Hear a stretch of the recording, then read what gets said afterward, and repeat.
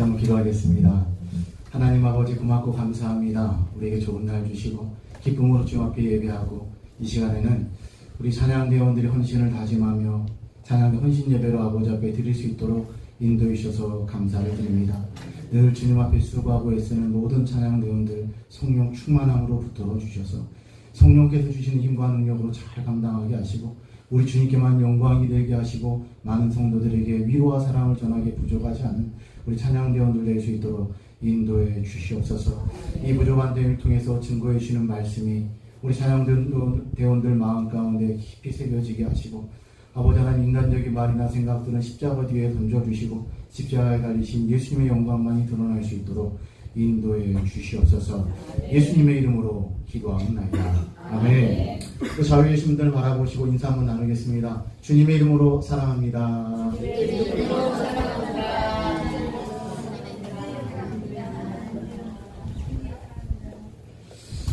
네, 저는 복받은 사람입니다. 왜냐하면 참 좋은 동네, 우리 화전교회 담임 목사로 청빙이 돼서 와서 참 복받은 사람이고, 저는 또 이게 혼자 있었다라면 참 많이 힘들고 어려웠을 텐데, 우리 너무나도 귀한 목사님, 우리 강대성 목사님이 제가 차를 오늘 아까 좀 늦게 점심을 먹고 차를 타고 달려서 와 보니까 무려 몇 분이 걸리냐면 2분 40초가 걸렸습니다. 네, 우리 가까운 거리에 우리 너무나도 좋은 목사님, 제가 참 존경하는 우리 강대성 목사님 계셔서 참 저는 복이 있는 사람이라는 생각이 들고, 시찰이나 노예나 할 때 우리 목사님 얼마나 많이 도와주시고 기도해 주시고 힘을 주신지 모릅니다. 이런 복 있는 목사님과 함께 있는 성도님들도 복되신 성도님들 맞으시죠? 네. 날마다 그러한 마음으로 또 믿음으로 삶을 사는 우리 모든 성도님들 될 수 있기를 주의 이름으로 축복합니다.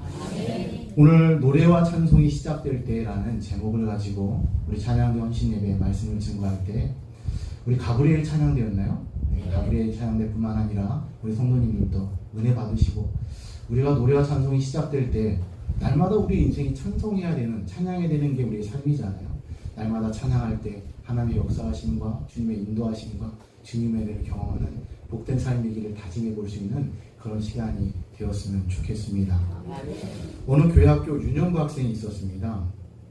이 아이는 겁도 없이 야심한 밤에 귀신이 자주 출몰한다라는 공동묘지를 가게 되었습니다. 우리 아이들 중에 그런 아이들 있잖아요. 꼭 하지 말라고 하면 하는 아이들. 이 학생이 그런 학생들이었던 것 같아요. 세상에 귀신이 어디 있어? 내가 한번 여기 가서, 내가 여기 지나가서 내가 한번 가서 자랑해야 되겠다. 이런 마음으로 의심 반 호기심 반으로 그곳을 지나가게 되었습니다. 근데 앞불사 진짜 귀신이 그 학생의 눈앞에 나타난 겁니다. 믿기지가 않아서 얼굴도 막 꼬집어보고 막 때려보기도 했지만 자기 몸만 아프지 진짜 귀신이 있어서 사라지지 않는 겁니다. 눈앞에 나타난 귀신은요, 급기야 점점 다가옵니다. 학생은 너무나도 무서운 나머지 그 자리에서 온몸이 굳어버렸죠. 한 발자국도 움직일 수가 없게 되었습니다. 그때 머릿속에서 전도사님이 해준 설교가 생각이 난 거예요. 친구들, 무서울 때 있죠? 찬양을 크게 부르면 귀신은 도망가요. 두려움이 사라져요. 무서울 때는 크게 찬송하세요. 그런데 우리도 어떻습니까? 뭔가 진짜 두려운 일이 오면 머릿속이 하얗게 되잖아요. 아무것도 생각나지 않아요. 이 학생도 너무나도 긴장해서인지 마땅히 부를 찬양이 생각나지 않는 거예요. 우리 앞에 집사님, 그럼 무서울 때 어떤 찬양 부르실 것 같아요, 집사님? 머리가 하얘서 생각이 안 네. 우리 그런 찬송 하나 정도는 있어야 됩니다. 근데 아무리 머리를 쥐어짜도 찬양이 생각나지 않는 겁니다. 귀신은 무서운 얼굴로 점점 더 그리고 빠르게 이 학생 앞으로 다가오고 있습니다. 끔찍해 보이는 귀신의 얼굴이 아이의 얼굴 앞까지 다가온 순간 그 아이는 눈을 질끈 감고 불현듯 떠오른 찬양을 부르기 시작합니다. 당신은 사랑받기 위해 태어난 사람. 이런 우스갯소리지만은 이 유머는 우리가 익히 들어왔던 찬송의 능력이 어떠한지를 우리에게 말해주는 것 같아요. 오늘 시간 찬양대 헌신 예배를 드리는 찬양대원들과 그리고 화정 벌말교회 성도님들 모두가 찬양의 능력을 다시 한번 맛보는 시간 되었으면 좋겠고, 더욱더 열심을 다해서 우리가 교회에서뿐만 아니라 삶의 자리에서 주님을 찬양하는 그게 또 살아가기로 결단할 수 있는 시간이 되었으면 좋겠습니다. 먼저 오늘 본문의 말씀을 한번 들어가 보겠습니다. 이스라엘의 왕은요, 남유다에 20명의 왕이 있었고 북이스라엘은 19명의 왕이 있었습니다.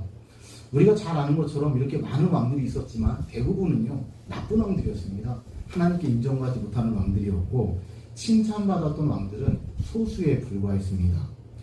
오늘 본문에 등장하는 이 여호사밧이라는 왕은요, 하나님께 칭찬을 들었던 몇 안 되는 왕 중에 하나였습니다. 그가 칭찬받았던 이유는 무엇이냐면 그전까지 우상숭배로 나라가 찌들어져 있었는데 우상숭배를 금합니다. 산당들을 다 제거합니다. 또한 지방을 돌아다니면서 자기가 왕인데 백성들에게 하나님의 말씀을 가르쳤던 하나님의 뜻대로 살아보려고 노력했던 왕이 여호사밧 왕이었습니다. 성경을 보면요, 뭐라고 표현되어 있냐면 그가 전심으로 여호와의 길을 걸었다라고 말합니다. 온 마음을 다해서 자기의 길을 걸어간 게 아니라 자기 인기나 명예나 이런 것들을 위한 길을 걸어간 게 아니라 하나님 여호와의 길을 걸어갔다라고 성경은 말하고 있습니다. 여러분, 당연히 그러한 왕을 볼 때 하나님 기쁘셨겠죠. 그를 하나님은 도우시고 보호해 주셔서 주변의 나라들이 넘보지 못하도록 인도해 주셨다라고 성경은 이야기합니다. 그런데 이렇게 하나님께 큰 은혜를 입었음에도 불구하고 여호사밧은요, 나중에 커다란 실수를 하나 하고 말아요. 그것은 북이스라엘의 아합 왕의 집안과 혼인을 맺은 겁니다. 군사적인 동맹을 맺었어요. 아합 왕이 어떤 사람입니까? 성경에서 말하는 가장 나쁜 놈 중에 나쁜 놈이잖아요. 빌런이라고 말할 수 있는 그런 왕이 이 아합 왕이었습니다. 이세벨과 더불어 하나님을 버리고 바알을 섬겼고 하나님을 무시하고 정의와 공의를 헌식작거리듯 내던진 악한 사람 중에 악한 사람이 아합 왕이었습니다. 근데 그와 사돈을 맺은 겁니다. 아마도 정치적으로 이스라엘, 남유다라는 나라가 불강한 나라가 아니었기 때문에 우리가 뭔가 북이스라엘과 힘을 모으면 그래도 강대국에 맞설 수 있겠다, 이런 마음으로 사돈을 맺고 군사적으로도 동맹을 맺으면서 주변국들 사이에서 뭔가 우위를 차지하고 성공한 왕이 되려는 마음이 그 왕의 여호사밧 마음 가운데 있었던 거죠. 그래서 아합 왕의 꼬임에 넘어가 이 북이스라엘과 남유다가 아람이라는 나라를 쳐들어간 적이 있습니다. 그냥 그런 이야기가 있었다 생각만 하시면 돼요. 하지만 아합 왕은요, 그 전투에서 전사하게 되고 여호사밧은 간신히 자기의 목숨만 부지한 채 남유다로 도망오게 됩니다. 여러분, 전쟁은 어떻습니까? 승리하면 기세등등하죠. 우리가 이겼다, 승리했다. 근데 여러분, 지게 되면요, 그에 대한 폭풍은 장난이 아닙니다. 여러분, 고대 왕들은요, 전쟁 한번 잘못했다가 완전 왕조가 무너지고 왕도 자기의 목숨을 부지하지 못하는 그런 일들이 있었죠. 지금 여호사밧 왕의 상황이 그랬던 거예요. 나가서 싸우고 돌아온 게 아니라 자기 목숨만 간신히 지금 부지한 채로 돌아오게 된 겁니다. 간신히 자기 목숨은 부지하고 돌아왔지만 그가 감당해야 되는 문제들은 산적해 있었던 거예요. 예전처럼 다시 한번 부흥을 꿈꾸면서 이것저것 손을 대고 왔기도 했습니다. 하지만 그를 기다리고 있는 것은 무엇이냐면 하나님의 심판의 메시지밖에 없었어요. 너 안 된다, 너 망한다, 너 끝난다. 결국 아람과의 전운이 가시기도 전에 모압과 암몬 족속이 쳐들어왔다라는 소식을 듣게 됩니다. 지금 금방 전쟁하고 이제 죽을 뻔하고 돌아왔는데 또다시 다른 강대국들이 지금 이 남유다를 치러 들어왔다는 소리를 들은 거예요. 우리가 읽지는 않았지만 오늘 본문 역대하 20장 3절을 보면 여호사밧 왕이 두려웠다라고 말합니다. 왕이 두려웠대요. 왜 두려웠겠습니까? 아직 싸울 준비가 하나도 안 되어 있어요. 그런데 쳐들어오니까 두려웠겠고, 백성들이 두려워하는 눈빛을 보니까 자기도 두려웠을 것이고, 모압과 암몬 족속의 큰 무리가 쳐들어와서 여호사밧을 치러 왔다라고 큰 소리 치니까 그 소리를 듣고 두려웠습니다. 그리고 얼마 전에 전쟁에서 죽을 뻔했잖아요. 죽을 뻔하고 돌아왔기 때문에 이 전쟁이 얼마나 무서운지 알기 때문에 여호사밧은 두려웠을 것입니다. 저희 아버지는요, 월남전에 다녀오셨습니다. 청룡부대에 계셨는데 함께 갔던 동기분들 21명이 있었다고 합니다. 저희 아버지까지 22명이 월남전에 참전을 하신 거예요. 근데 21분은요 전쟁터에서 돌아가셨고 오직 한 명 저희 아버지만 살아서 돌아오셨습니다. 저희 아버지는 하나님의 은혜죠. 그게 그 22명 중에 저희 아버지만 차출이 돼서 후방에 있는 그 물자들을 가지고 이렇게 오는 역할을 맡았는데 그 사이에 다 돌아가신 거예요. 아직도 발등에 수류탄 파편 자국이 남아 있습니다. 월남전에서 찍었던 사진들을 가끔 저에게 보여주시는데 그 당시의 참혹함을 잘 보여줘요. 그래서인지 저희 아버지는 지금도 새벽에 가끔 잠에서 깨십니다. 악몽을 꾸시고 함께 했던 전우들이 꿈에 보이고 죽었던 사람, 내가 죽였던 사람들이 눈에 선하게 보일 때가 있다라고 말씀을 하세요. 전쟁을 겪어보지 못한 사람은 절대 알 수 없다라고 저에게 말씀하시면서 그 아픔을 토로하곤 하셨습니다. 여러분, 지금 여호사밧은요 이미 생사의 갈림길에서 아합 왕이 죽는 것을 목격했습니다. 그리고 수많은 병사들이 죽는 것을 목격했습니다. 자기도 죽을 뻔했는데 그 죽음을 하나님의 은혜로 이겨내고 여기까지 온 거잖아요. 자신도 죽음 직전에 살아왔기 때문에 모압과 암몬의 침공은 자기가 맞닥뜨리게 될 전쟁은 얼마나 무서운지 그가 잘 알고 있었기 때문에 너무나도 두려웠을 거예요. 그런데요, 여호사밧의 진가는 여기에서부터 시작이 됩니다. 모압과 암몬의 침공이라는 큰 두려움 앞에서 그는요 금식을 선포합니다. 금식을 선포해요. 그리고 하나님 앞에 엎드립니다. 하나님의 도우심을 구하며 오직 하나님께 간구합니다. 하나님은 주님의 자녀들을 포기하지 않으십니다. 자식이 잘못된 길로 가면 부모가 회초리를 들어서라도 똑바른 길로 가도록 하는 것처럼 하나님께서 회초리로 드셨다라는 것을 이 여호사밧 왕은 깨닫고 하나님 앞에 엎드리는 거예요. 하나님, 저를 살려주십시오. 이 나라를 불쌍히 여겨주십시오. 우리 가운데 은혜를 주십시오. 그래서 그는요 절망스러운 현실 가운데서 이렇게 담대히 고백합니다. 여러분, 역대하 20장 12절 한번 보십시오. 12절을 보시면 이렇게 기도합니다. 우리 하나님이여, 그들을 징벌하지 아니하시나이까. 우리를 치러 오는 이 큰 무리를 우리가 대적할 능력이 없고 어떻게 할 줄도 알지 못하고 오직 주만 바라보나이다 하고 이야기합니다. 오직 주만 바라보나이다. 주님, 제가 지금까지는 엉뚱한 짓을 했습니다. 내가 지금 아합과 동맹만 맺으면 우리나라가 잘 살 것이라 생각했습니다. 내가 그렇게 군사적 동맹만 맺고 내가 그렇게 살면은 우리가 평안할 것이라 생각했습니다. 하나님, 내가 잘못했습니다. 하나님, 저는 오직 주님만 바라봅니다. 이렇듯 간절히 하나님 앞에 간구하니까 여호사밧의 기도를 들으시고 하나님께서 두려워하지 말라고 말씀하십니다. 놀라지 말라고 말씀하세요. 나가서 싸우라고 말씀하십니다. 내가 너희와 함께한다라고 말씀을 주십니다. 그 약속의 말씀을 받은 뒤에 이제 전쟁을 치르기 위해서 성문을 열고 나가는데 오늘 본문의 말씀이 바로 그 내용으로 기록이 되어 있는 거예요. 여러분, 만약에 여러분이 장수예요. 전쟁을 치른다라고 가정을 한다면 여러분은 어떤 식으로 전쟁을 할 것 같습니까? 여러분, 지금도 마찬가지지만 고대 전쟁을 보면요 항상 앞에는 누구를 세우냐면 싸움 잘하는 사람들 앞에 세웁니다. 저 예전에 그 아이들과 모여서 막 게임하고 이럴 때 가위바위보 이런 거 하잖아요. 펜을 나눠가지고 우리 팀 이번에 가위바위보에서 이기면 우리 뜻대로 하는 거다 뭐 이렇게 아이랑 뭐 이렇게 뭐 이야기를 하는데, 하다못해 가위바위보를 해도 제일 앞에 누가 하냐면 제일 가위바위보 잘하는 애가 하는 겁니다. 그러지 않겠습니까? 여러분, 우리가 전쟁을 할 때 가장 싸움 잘하는 사람을 앞에 세우는 것, 여러분, 그것은요 당연한 거죠. 그래서 고대의 전쟁을 보면 항상 전쟁 제일 앞에는 누가 있냐면 기마병들이 있습니다. 말을 타고 달리는 사람들, 기마병들이 있고 그 뒤에는 보병 중에서 제일 싸움 잘하는 보병들이 있고 제일 뒤에는 그럼 누가 있겠습니까? 저처럼 약하고 저처럼 힘없고 이런 사람들이 제일 뒤에 있을 거예요. 이제 전쟁을 치르는 여호사밧 왕의 군대 역시도 누구를 가장 앞에 세워야 될 것 같습니까? 기마병을 앞에 세우고 전쟁에 능한 장수들을 최전방에 배치해서 전쟁을 치러야 될 것 같은데, 오늘 말씀 보면요 정예의 군사 대신에 노래하는 사람들을 전면에 등장하는 것을 보게 됩니다.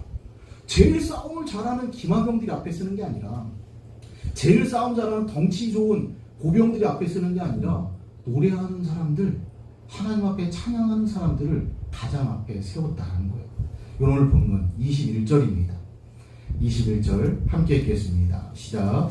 백성과 더불어 의논하고 노래하는 자들을 택하여 거룩한 예복을 입히고 군대 앞에서 행진하며 여호와를 찬송하여 이르기를 여호와께 감사하세 그의 인자하심이 영원하도다 하게 하였더니 아멘. 이렇듯 전쟁에는 전혀 상관없어 보이는 노래하는 사람들이 앞에 섰을 뿐인데 오늘 본문은 뭐라고 말합니까? 이 전쟁은 우습게도 이스라엘 백성들의 승리로 끝나게 되었다라고 성경은 말하고 있어요. 여러분, 왜 여호사밧 왕은 전투병들을 앞세우지 않고 노래하는 사람을 앞세웠던 것입니까? 그것은 지금 여호사밧 왕이 전쟁을 치러 보니까 전쟁의 성패는 누구에게 달려있다라는 겁니까? 우리가 잘하고 못하고 이게 중요한 게 아니라는 거예요. 하나님께 달려있다라는 것을 아니까 그것을 확실하게 깨닫고 보니까 우리의 씨름은 혈과 육이 아니라 정세와 권세와 이 어둠의 세상 주관자들을 상대해서 싸우는 것임을 알았기 때문에 그 싸움, 그 영적 싸움에서 승리하기 위해서 노래하는 사람들을 앞세웠던 것이죠. 여러분, 주변에 걱정이 없었겠습니까? 아니, 왕이시여 뭐 하는 겁니까 지금? 싸움 잘하는 사람을 앞에 세워도 우리가 이길까 말까 하는데 그런 사람들이 아니라 아니 노래하는 사람들을 앞세우겠다고? 여러분, 오늘 우리 가브리엘 찬양대 우리 찬양 대장님 임남효 권사님도 계셨고 앞에 배원들 계셨는데 어떻습니까? 이분들이 제일 앞에서 싸움한다 그러면 화정 벌말교회 싸움할 수 있겠습니까? 현실적으로는 불가능해 보이는데 그 사람들이 앞에 세웠고 그 사람들을 앞세웠을 때 승리했다라는 놀라운 역사를 우리에게 말씀해 주는 거죠. 여러분, 이런 의미에서 본다면 노래하는 사람들은요 그냥 곱상하게 노래하는 사람들이 아닙니다. 노래하는 사람들은요 전쟁의 시작이고 마지막이고 노래하는 사람들이 결국 전력의 핵심이라는 것을 우리에게 말하는 거예요. 오늘 이 자리에 찬양대 헌신 예배로 모여 있는데 우리가 간과하지 말아야 될 사실이 무엇이냐면 찬양대에 서는 곳은 그냥 노래만 잘해서 서는 게 아니라는 겁니다. 나 노래하는 게 좋아서 내가 노래하는 걸 좋아한다라고 세워지는 것이 아니라는 겁니다. 외모가 뛰어나서 세워지는 게 아니라는 겁니다. 달란트가 좋아 세워지는 게 아니라는 겁니다. 그렇게 세워지는 것이 아니라 노래하는 사람은 찬양대원은 영적으로 전쟁을 준비하는 처음이자 마지막이고 전력의 핵심이라는 마음가짐으로 세워져야 된다는 것을 우리에게 말하는 거예요.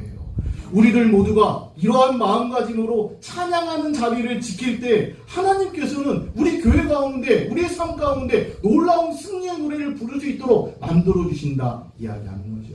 우리 함께 예배하는 우리 찬양대원들 뿐만 아니라 우리 모든 성도들이 이 사실을 기억하고 내가 영적 전쟁의 최전방에 서 있다 이런 마음으로 믿음으로 잘 감당하고 하나님께 영광이 되는 저와 여러분 되시기를 주의 이름으로 축복합니다. 여러분, 그렇다면 구체적으로 노래하는 사람들은 어떠한 준비를 하며 나아가야 될까? 첫 번째로 우리는 거룩한 옷을 입고 있다는 것을 항상 명심하셔야 됩니다. 우리는 거룩한 옷을 입고 있습니다. 우리 한번 같이 따라해 보겠습니다. 우리는 좀 작은 것 같습니다. 좀 크게 우리는 거룩한 옷을 입고 있습니다. 거룩한 옷을 입고 있습니다. 다시 오늘 말씀 21절을 보시기 바랍니다. 21절 말씀에 백성과 더불어 의논하고 노래하는 자들을 택하여 거룩한 예복을 입히고 라고 말합니다. 여호사밧은요 전쟁에 나갈 노래하는 사람들을 택한 뒤에 가장 먼저 한 일이 무엇이냐면 거룩한 예복을 입혔다라고 말합니다. 의상심리학이라는 용어가 있습니다. 이 말은 사람들이 입는 옷을 통해서 그 사람의 심리 상태나 여러 가지 상황들을 유추해 볼 수 있다라고 말하는 심리학의 한 분야입니다.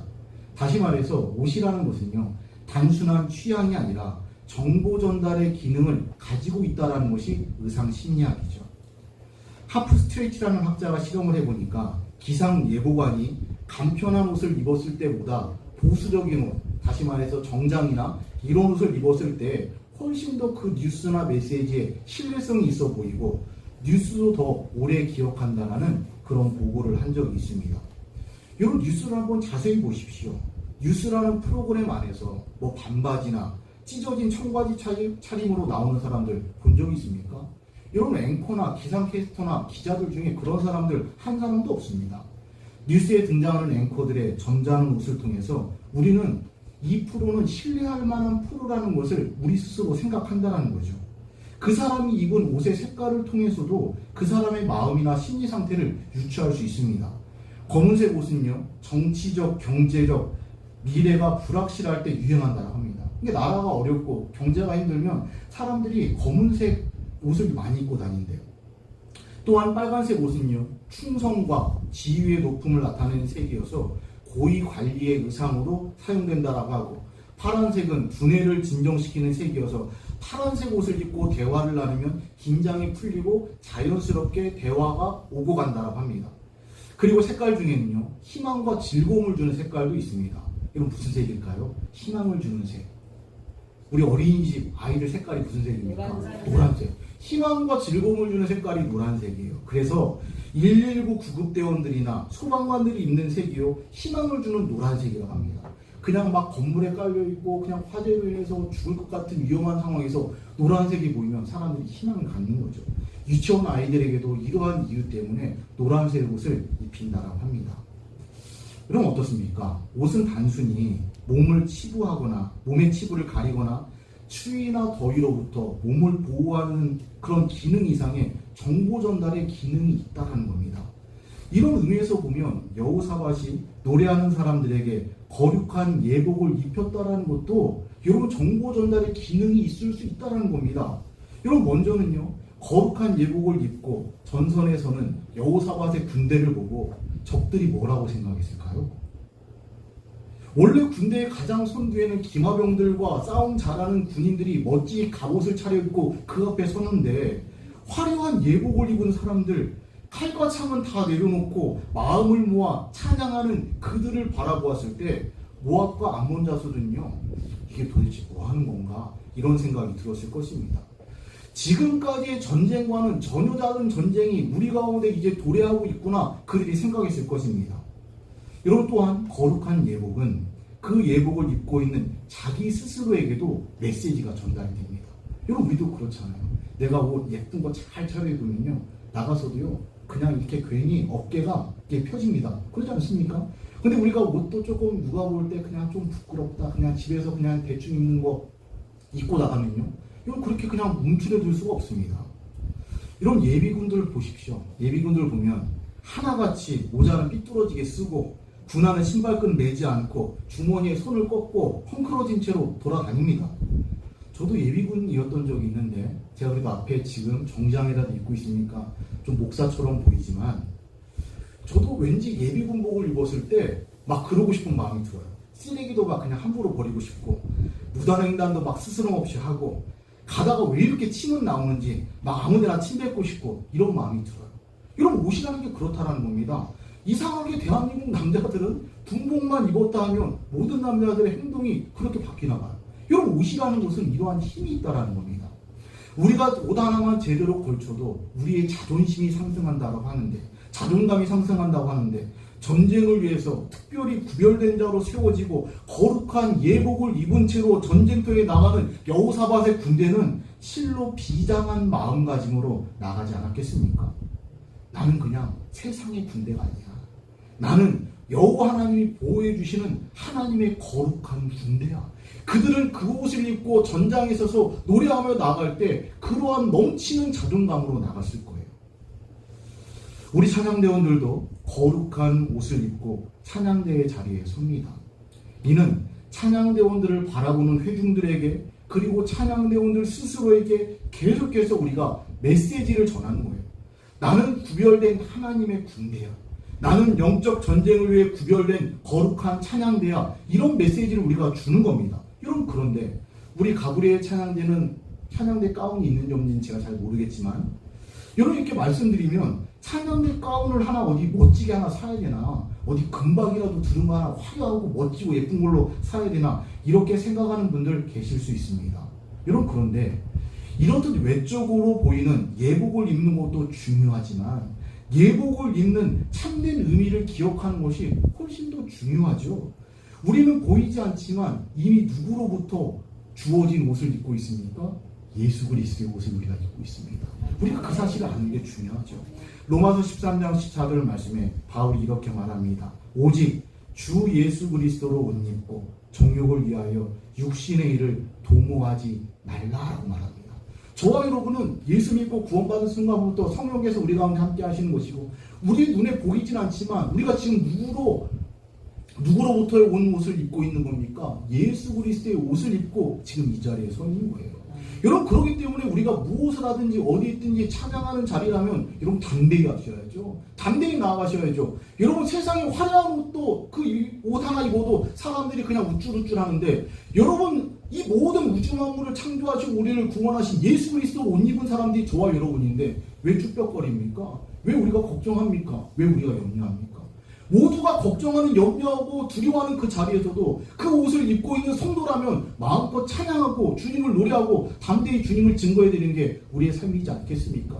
여러분, 이러한 마음으로, 담대한 마음으로, 우리는 예수 그리스도로 옷을 입은 거룩한 주의 백성들이니 이 거룩한 자존감으로 하나님 향해서 노래하고 찬송하며 주님을 예배하며 나아갈 수 있는 저와 여러분 되시기를 바랍니다. 여러분, 두 번째입니다. 우리는 선두에 서 있는 사람들이라는 것을 알아야 됩니다. 우리 한 번 더 따라하겠습니다. 우리는 선두에 서 있는 사람들입니다. 선두에 서 있는 사람들입니다. 우리는 뒤에 서 있는 사람이 아니라 우리는 선두에 서 있는 사람들이에요. 여러분, 21절을 보면 노래하는 자들을 택하여 거룩한 예복을 입히고 군대 앞에서 행진했다라고 말합니다. 여러분, 전쟁터에서 선두에 선다라는 것은요, 결코 쉬운 일이 아닙니다. 아무리 면밀하게 분석을 하고 적군을 대하지만 그 적군이 어떠한 전략과 전술을 가지고 우리를 치러 올지 모르기 때문에 선두에 선다라는 것은요, 사실 죽음을 각오하고 뛰어드는 것이나 다르지 않아요. 희생정신이 없으면 선두에 서는 것은 불가능하다라는 겁니다. 저는 군 생활을요, 강원도 인제에 있는 3분단에서 군 생활을 했는데, 한 번은 제가 군대에서 워게임이라는 걸 합니다. 워게임이 뭐냐면 우리의 전력을 컴퓨터로 대입시키고 북한군의 전력을 대입시켜서 서로 가상 전쟁을 치러보는 겁니다. 그러면서 여기에 병력을 더 투입해야 될 것 같고, 여기를 더 어떻게 진지를 확충해야 될 것 같고, 이런 것들을 정하는 그런 회의인데, 저는 사명이지만 이렇게 비디오를 찍는 이 워게임 영상병으로 참여했던 적이 있습니다. 저는 촬영하면서 이 워게임을 지켜봤는데, 전쟁이 나면요, 가장 최전방에 있는 부대는요, 5분을 버티지 못하고 남과 북 모두가 전멸을 합니다. 아무리 경우의 수를 달리하고 아무리 우리가 최대한 우세하게끔 여러분 그 워게임의 데이터를 입력을 해도 변하지 않는 진리가 무엇이냐면, 최전방에 있는 부대의 존재 목적은 그냥 5분 동안을 지켜내는 것이고 5분 후면 완전히 전멸됨으로써 그들은 역할을 다하는 거예요. 이것이 선두에 서 있는 자들의 숙명입니다. 그것을 아셔야 돼요.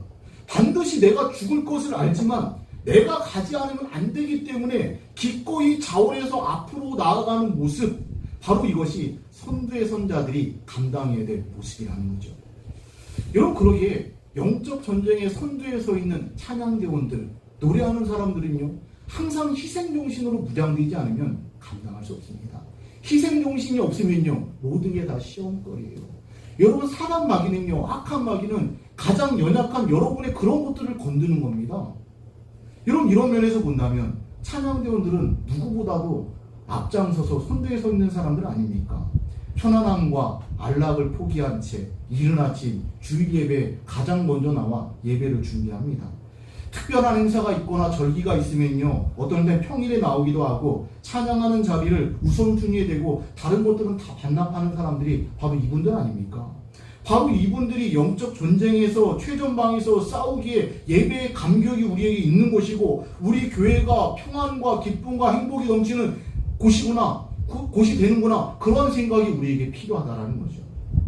여러분, 그런데 이런 마음, 다시 말해서 나는 찬양대원이고 나는 영적 전쟁의 선두에 선 사람이라는 희생정신으로 무장된 성도라면은, 교회가 무슨 일을 하든지, 교회의 목사님이 무슨 일을 하든지 가장 먼저 앞장설 수 있는 믿음의 용사들이 바로 이분들이 될 것입니다.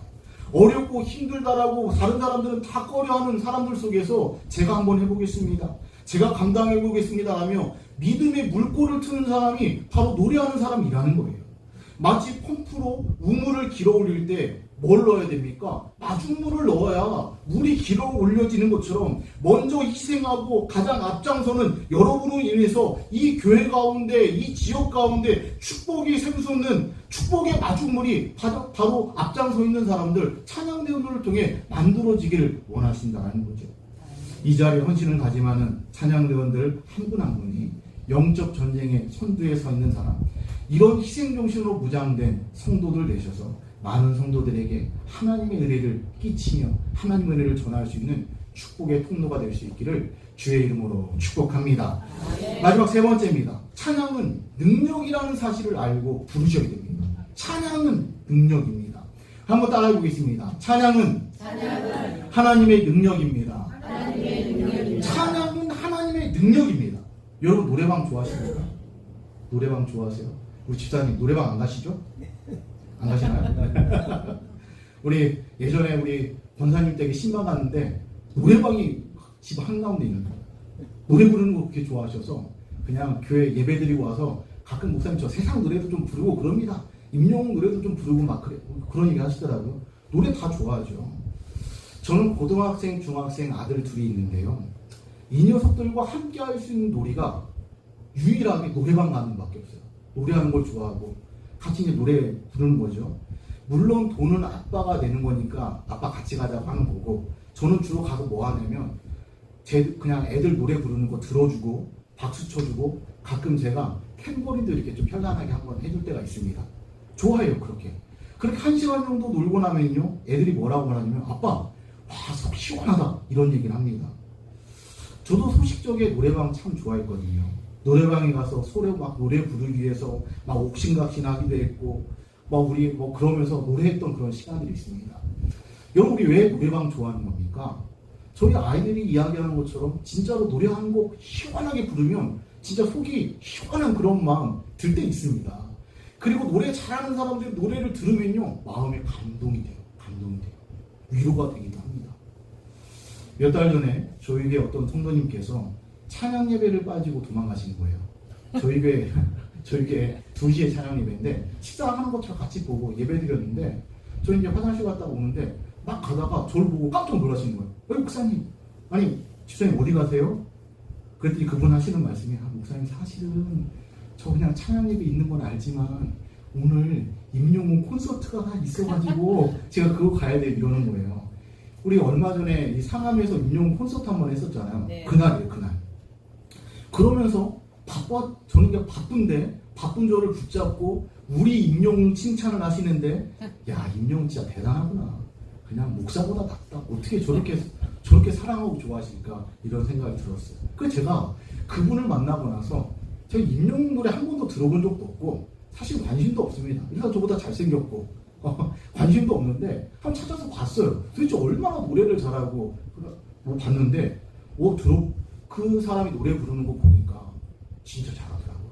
진짜 잘하는데 노래만 그냥 잘하는 게 아니라 감동도 되고 그 임영웅이라는 가수가 자기 어머니를 이야기하면서 노래할 때는 저도 코끝이 막 시큰해지는 거예요. 진짜 엄마 생각난다. 이런 마음이 들더라고요.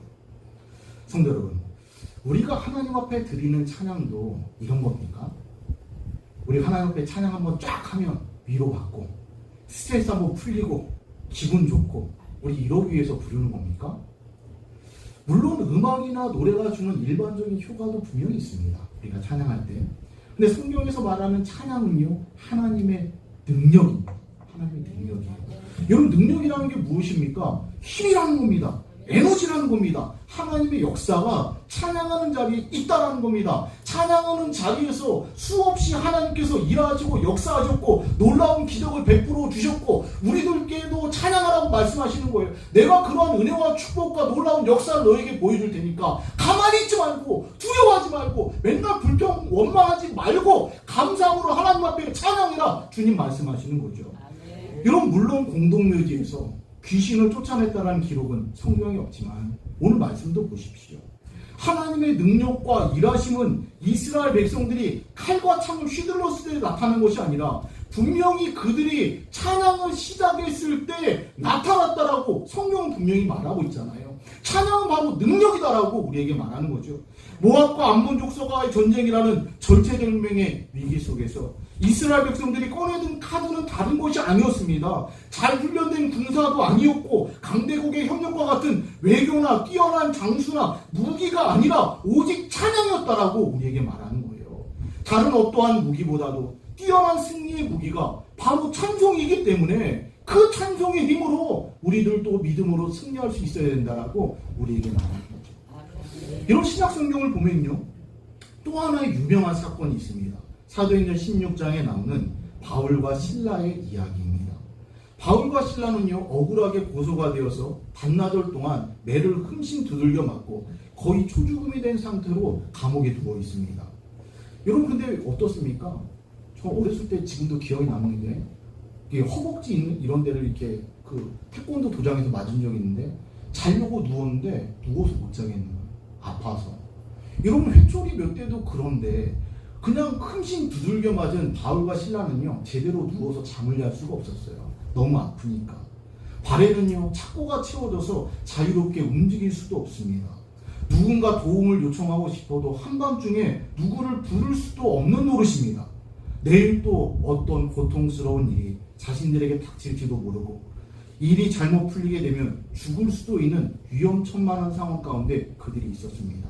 하지만 낙심과 절망스러운 상황 속에서 바울과 신라는요, 마음 깊은 곳에서 우러나오는 진실한 찬양을 주님께 올려드리잖아요. 그 찬양의 소리가 얼마나 사람들의 심금을 울렸는지 한밤중에 시끄럽게 노래한다라고 타박하는 사람들이 없어요. 여러분, 그 감옥에 바울과 신라만 갇혀 있었겠습니까? 사형수들도 있었고 정말로 무시무시한 다른 형님 같은 그런 덩치 좋은 사람들도 있었을 것인데, 한밤중에 나 잠자고 있는데 너 뭐하는 거냐라고 소리 지르는 사람 없이 그들이 모두가 바울과 신라가 노래하는 소리를 들었다라고 성경은 말하고 있습니다. 여러분, 찬양의 능력이 바로 그 가운데 있었던 거죠. 찬양의 소리는 하늘 보좌를 움직이는 힘이 있는 거죠. 성경을 보니까 바울과 신라가 찬양했을 때 옥터가 움직이고 발의 착고가 풀어지고 모든 매였던 곳에서 노임 받았다라고 성경은 말하는 거예요. 바로 찬송의 능력이 거의 실시간으로 이루어지고 있다라는 것을 우리에게 증거하는 거죠. 그러기에 여러분이 모여서 찬송할 때 찬송은 능력이 있다라는 것을 믿음으로 고백하며 여러분 찬양하시기 바랍니다.